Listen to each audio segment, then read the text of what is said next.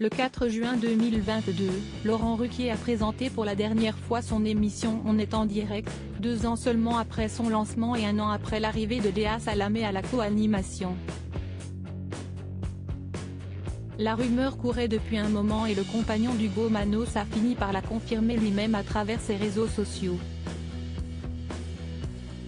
Il expliquait alors qu'il s'agissait de son initiative, remettant en cause le partage de l'antenne avec Léa Salamé.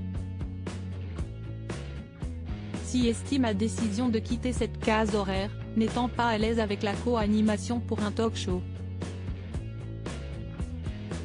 J'ai essayé, mais malgré mon entente naturelle avec Léa Salamé, je considère l'exercice trop frustrant, avouait-il.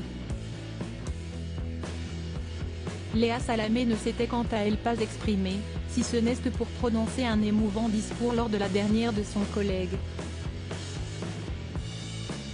Mais, lors d'un entretien avec Michel Simès pour son émission Dr Good, la journaliste a accepté d'évoquer son départ et surtout de réagir à son sentiment de frustration. Si est-il la première fois que je prends la parole sur ce sujet-là.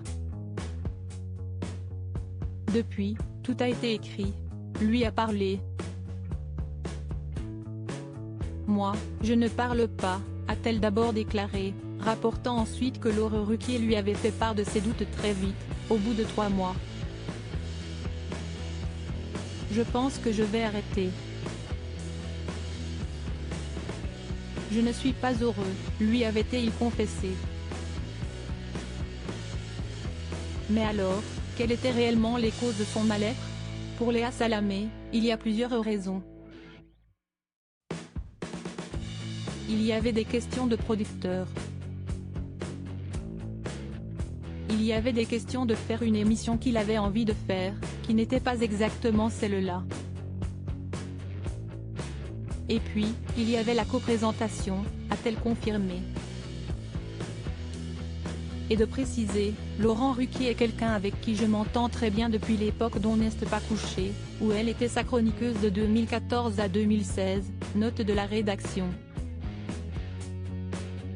Il m'a dit de manière assez claire, je t'adorais comme chroniqueuse, mais, partagée en co-présentatrice, ça me frustre. Voilà ce qu'il m'a dit. Moi, ça me frustrait moins.